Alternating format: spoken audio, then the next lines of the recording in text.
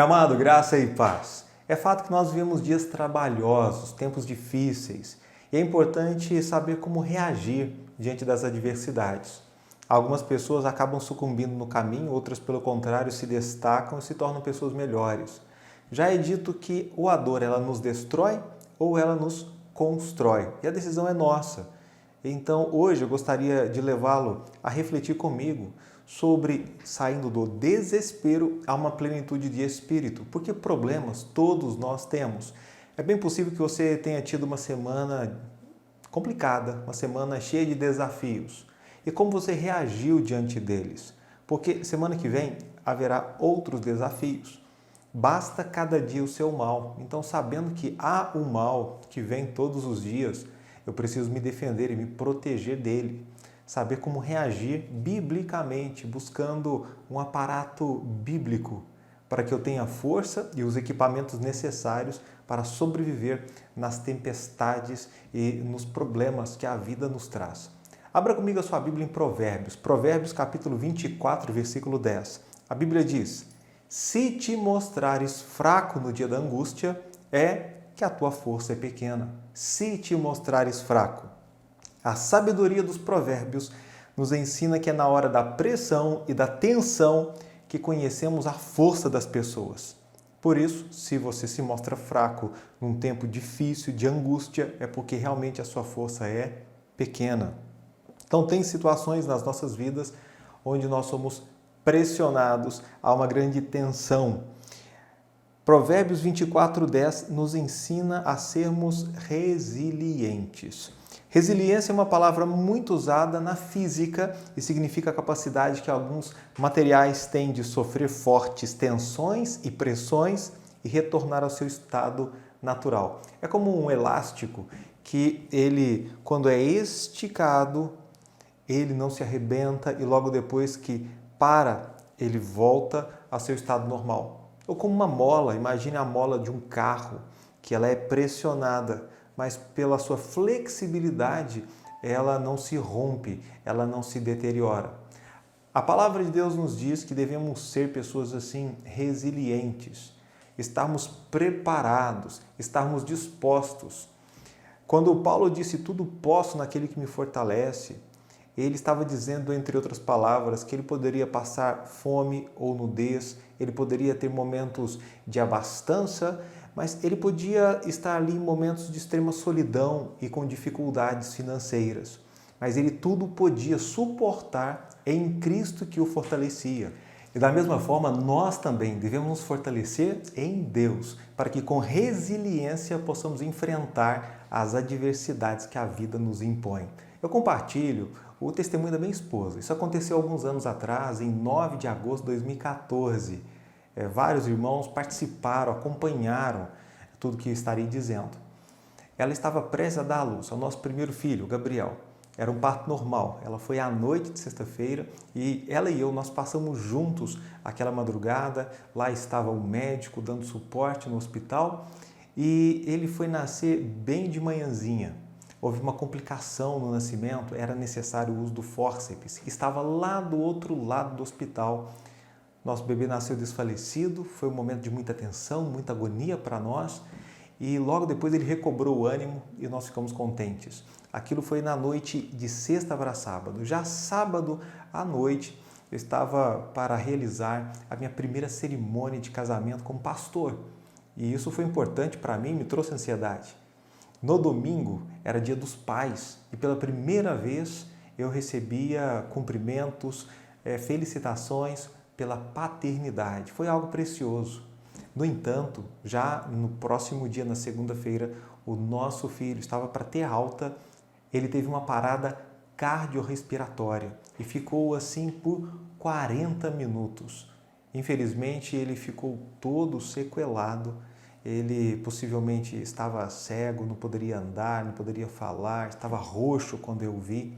Foi um momento de grande tensão para nós, porque não imaginávamos, toda a gravidez, ela aconteceu de uma forma plena, com muita saúde, tanto da parte da criança como da parte da esposa, no caso da mamãe. E aquilo nos pegou de surpresa. E ele fica ali internado e tem outra parada cardiorrespiratória e ele vem a óbito justamente no dia do aniversário da minha esposa. Esse foi o presente que ela recebeu. Dá para imaginar o que passava o rebuliço para aquelas mulheres que têm depressão pós-parto? A minha esposa tinha tudo para que isso viesse a acontecer. No entanto, não foi pela graça de Deus o que aconteceu, porque diante dessa tragédia, minha esposa não reclamou em momento algum, não gritou com berros de desespero, não se trancou num quarto, não se dopou de remédios, não guardou rancor contra a equipe médica, não quis impetrar uma ação judicial contra a Santa Casa, que naquela época beirava a falência, e não jogou a culpa em Deus, e nem deixou de orar e buscar a presença do Senhor. Para mim, aquilo ali foi um testemunho de mulher virtuosa. As outras pessoas não esperavam isso dela. Eu não esperava isso dela. Mas ela soube reagir de uma maneira afortunada, de uma maneira bem-aventurada diante de uma tragédia como essa. E ali ela pôde ver o cuidado de Deus e de uma forma que eu não sei descrever, eu também senti a presença de Deus como nunca havia sentido antes. Irmão, eu acredito que todos nós podemos aprender com a minha esposa esse exemplo, esse testemunho. A Bíblia diz em Jó, capítulo 1, versículo 2, e disse, nu saí do ventre de minha mãe e nu tornarei para lá. O Senhor o deu, o Senhor o tomou, bendito seja o nome do Senhor. Ela aprendeu e acredito que mais do que aprender da nossa parte, devemos praticar e não permitir que raízes de amargura brotem em nossas vidas, contra pessoas, contra nós mesmos, porque às vezes nos culpamos de uma forma infeliz. E quando não, nós acumulamos raiva e ira contra situações que nos sobrevieram e não conseguimos superá-las. Então é fácil notar uma pessoa quando ela tem amargura e tem ira na sua face. E essa é uma pessoa que precisa de um tratamento especial. Talvez essa pessoa seja você. Você tem tudo para ser alegre, uma pessoa feliz em Jesus Cristo, uma pessoa que não guarda rancor ou amargura contra pessoas, uma pessoa cheia do Espírito Santo, mas não está assim. E por não estar assim, e pelo contrário, estar vazio, vazia, você se sente uma pessoa infeliz e precisa do Senhor. Talvez esqueceu de Romanos 8, 28, que diz, e sabemos que todas as coisas contribuem juntamente para o bem daqueles que amam a Deus, daqueles que são chamados segundo o seu propósito. As coisas que nos sobrevêm, sejam elas aparentemente boas ou aparentemente más, elas, para aqueles que temem ao Senhor, para aqueles que amam ao Senhor, elas contribuem para o bem. Você acredita? Você crê nessa palavra? Você ama o Senhor? Eu espero que sim. Porque a vida ela não é fácil para ninguém, a vida é difícil sim, mas não adianta se vitimizar, se autocomiserar ou reclamar dos problemas do dia a dia. Se nós formos pessoas resilientes, sofreremos pressão e tensão, mas voltaremos ao mesmo estado, ou seja, nós não nos deformaremos, não nos quebraremos, nós nos manteremos firmes diante do Senhor na caminhada que nos foi proposta. Se o seu casamento, por exemplo, está afundando, não adianta esconder-se na bebida, na indiferença ou encher as redes sociais com indiretas sobre casamento. Se você não agir rápido e com a atitude certa, você realmente perderá o seu casamento e a culpa será sua, porque você não reagiu da forma correta diante de um problema. Porque casamentos têm problema.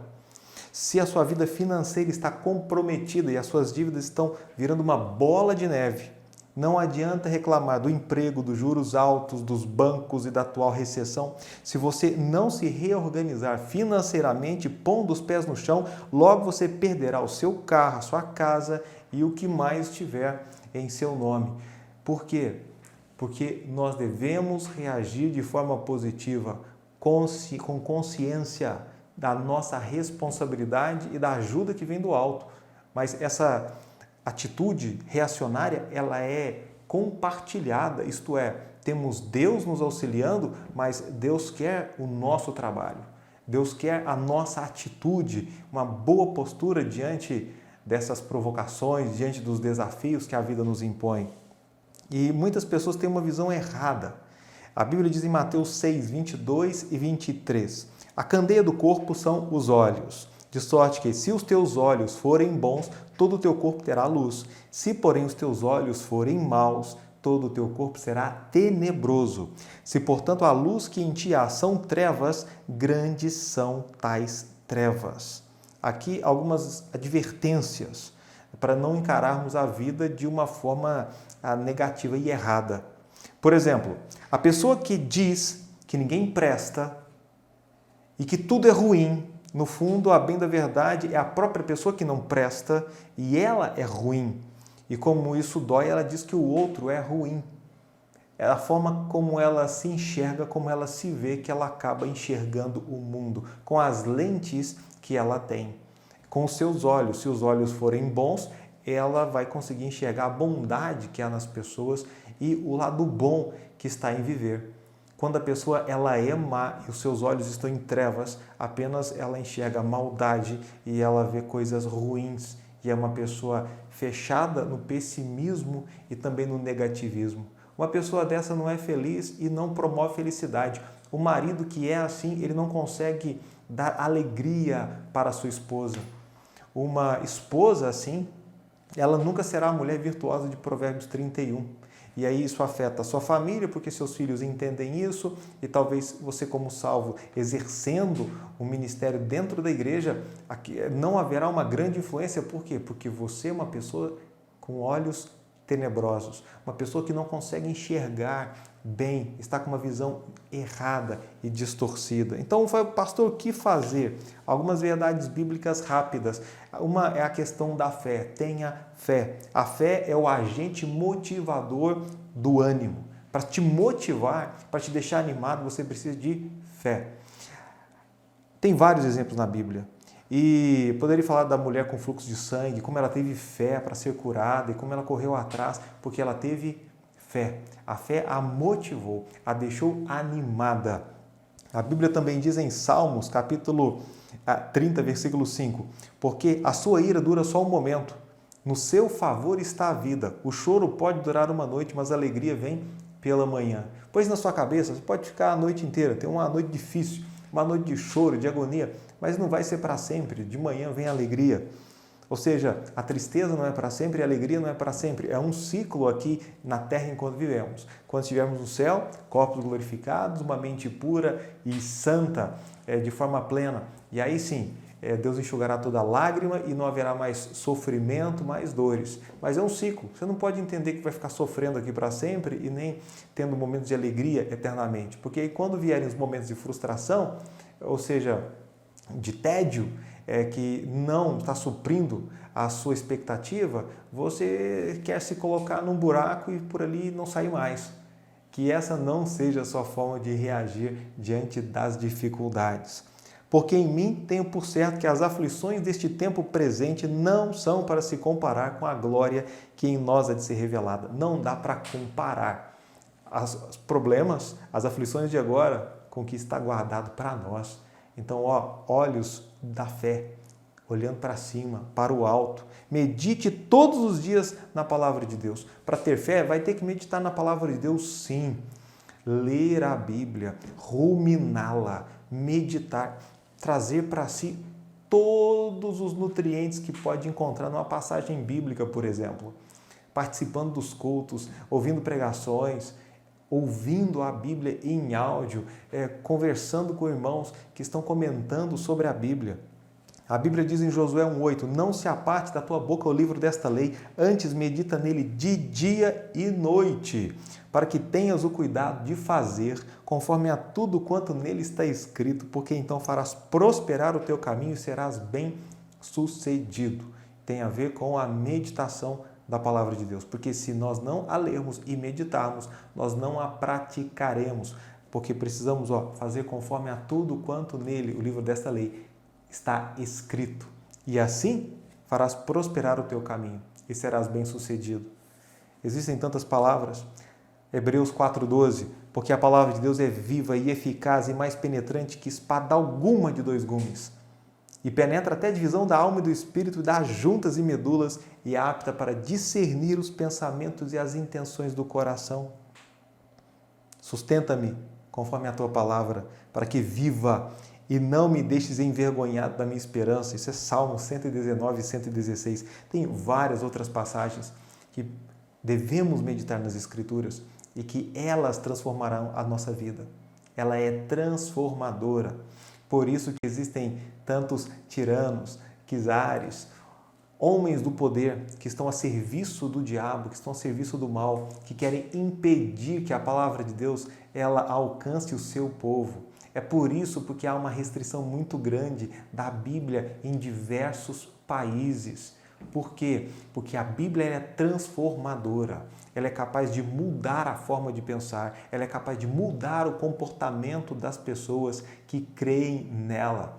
Por isso ele é tão temido e foi diversas vezes vista como um livro perigoso. Esse livro preto, de capa preta, meu amado, é um poder muito grande que podemos buscar e conseguir através das Escrituras, porque a fé vem pelo ouvir e ouvir vem pela palavra de Deus. Se nós não tivermos fé, nós não andamos, porque andamos por fé e não por vista. A salvação, ela é pela fé, porque pela graça sois salvos por meio da fé. Isso não vem de vós, é dom de Deus, não vem das obras para que ninguém se glorie.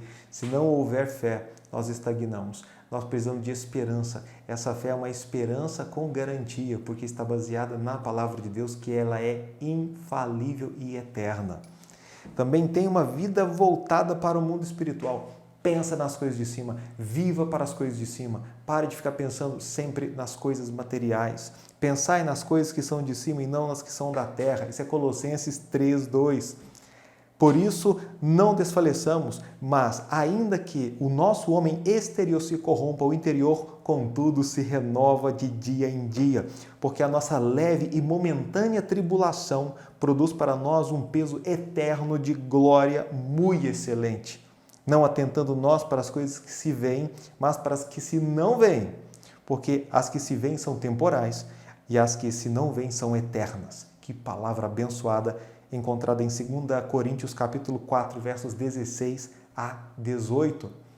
A importância, não se preocupe com essas coisas, com esses problemas pequenos, com essas atribulações. Olha, temos muito mais e melhor lá no céu. Coisas que hão de ser reveladas para nós. Então tenha a sua mentalidade entendendo que a vida aqui ela é passageira, que nós não precisamos de muito. O que você precisa, Deus irá suprir e que o nosso propósito real é glorificar a Deus no dia de hoje. Mostra a glória de Deus. Mostra que é possível olhar para Jesus e viver. Olhar para Jesus e ser salvo. Olhar para Jesus e ter a sua vida transformada. Olhar para Jesus e ser livre, liberto dos pecados, dos vícios, tirando você daqueles pecados que estão arruinando a sua vida, estão acabando com o seu ser, destruindo o seu casamento, fazendo com que a sua família esteja toda fragmentada. Uma destruição só, porque o pecado consumado, ele gera a morte.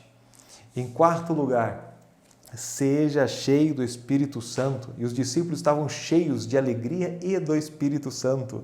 No livro de Atos, a Bíblia diz que eles estavam anunciando a palavra, cheios e convencidos do Espírito Santo. Isso no livro de Atos, Atos capítulo 14, temos Atos capítulo 20 também. Agora eis que, ligado eu pelo Espírito, vou para Jerusalém, não sabendo o que me há de acontecer, senão que o Espírito Santo de cidade em cidade me revela, dizendo que me esperam prisões e tribulações.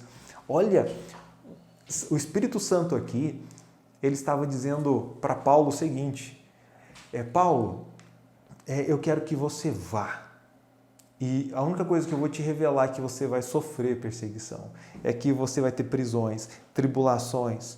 E ele falou: não importa, eu vou cumprir a vontade de Deus. Uma pessoa cheia do Espírito, sabendo que é da vontade de Deus, ele não importa se terá que passar por problemas sérios aqui na terra, desde que ele esteja cheio da presença de Deus, que esteja cumprindo a sua missão. Muitas pessoas hoje esperam revelações do Espírito Santo apenas de prosperidade financeira, de bênçãos materiais, de curas, mas não estão dispostos a ouvirem de do Espírito Santo, do Senhor Jesus, aquilo que foi dito ao apóstolo Paulo. Olha, seu tempo aqui vai ser um tempo de sofrimento, tá? Mas tem recompensa. Vai padecer prisão, vai padecer perseguição, mas tem de bom ânimo. Eu venci o mundo. Temos várias passagens, nosso tempo já não nos permite mais, eu iria para 2 Coríntios, capítulo 11, versículos 23 a 27, e termino com Atos, capítulo 20, versículo 24. Mas em nada faço questão, nem tenho a minha vida por preciosa, contanto que cumpra com alegria a minha carreira e o ministério que recebi do Senhor Jesus para dar testemunho do Evangelho da graça de Deus. Olha, não importa com a minha vida, não importa com o meu corpo, desde que eu cumpra com alegria a minha carreira. É necessário ter alegria para fazer a vontade de Deus. Eu quero fazer a vontade de Deus, mas com ânimo pronto. Eu quero fazer a vontade de Deus com alegria, com singeleza de coração. É o ministério que recebi do Senhor Jesus para dar testemunho do Evangelho da graça de Deus. Esse Evangelho que transforma. Então, é possível sair do desespero e ir para a plenitude do Espírito? É claro que sim. É bíblico. Você pode passar por problemas super difíceis. Eu tenho 2 grupos de pessoas, pelo menos, vão passar pelo mesmo problema, a perda de um ente querido, como foi o caso relatado. Talvez você passou por um problema financeiro muito grande. Talvez você tenha sido diagnosticado com uma doença humanamente incurável. E isso fez com que seu mundo virasse de ponta cabeça. E agora você está desesperado. Em Jesus Cristo, você pode passar por esses problemas, por essas adversidades, de forma plena, segura e confiante. Se encha de fé. Medite nas Escrituras. Pare de pensar na eternidade aqui na Terra. Nossa eternidade é lá em cima. E por isso, para nós, viver aqui é Cristo e morrer é ganho, é lucro. A hora que morrermos que o negócio vai melhorar. Põe isso na sua cabeça. Enquanto estivermos aqui, é problema, dificuldade, mas a cabeça erguida, cumprindo com alegria. E a hora que morrer, aí que melhora. Tenha isso no seu coração. Tá? Compreenda tudo que Deus está nos mostrando, nos revelando nessa palavra. E nunca se esqueça de ser e estar cheio do Espírito Santo. Porque com a plenitude do Espírito em você é capaz de passar por perseguições, por problemas, por prisões, assim como Paulo foi capaz, assim como Paulo estava disposto, porque estava cheio da presença de Deus. Eu gostaria que você também, da mesma forma, independentemente dos problemas que lhe sobrevieram, que você esteja enfrentando, talvez com Covid, problemas financeiros, crises conjugais, eu sei quem pode resolver. E você precisa ter uma atitude diante disso, ter uma postura diante disso. Então, que Deus te abençoe e te dê sabedoria. Conta comigo. Eu estou aqui. Se quiser, pode entrar em contato, nós podemos conversar. Faço questão de lhe ceder aconselhamento espiritual, mas é aconselhamento bíblico. E que Deus ele venha poderosamente a transformar a sua vida, para que as pessoas que estiverem ao seu redor saibam que algo aconteceu e Jesus, ele é a razão de todas essas mudanças benéficas, transformadoras e principalmente de salvação. Vamos orar. Pai, louvado seja o Senhor. Muito obrigado, porque o Senhor não nos desampara. Obrigado porque o Senhor nos deixou a palavra e nos deixou também o Espírito Santo. E agradecemos pela comunhão, pela igreja, que é o corpo de Cristo. Ó Deus, muito obrigado. E abençoe aquele irmão, aquela irmã que agora está sofrendo e estava tendo uma visão errada de mundo, mas que ela olhar para as Escrituras, ela possa ver a verdade, a luz que há em Jesus. Ó meu Senhor, por favor, eu clamo que o Senhor abra os olhos e que haja discernimento espiritual e uma postura diante dos problemas. Pai, nos fortaleça. Em nome de Jesus. Amém.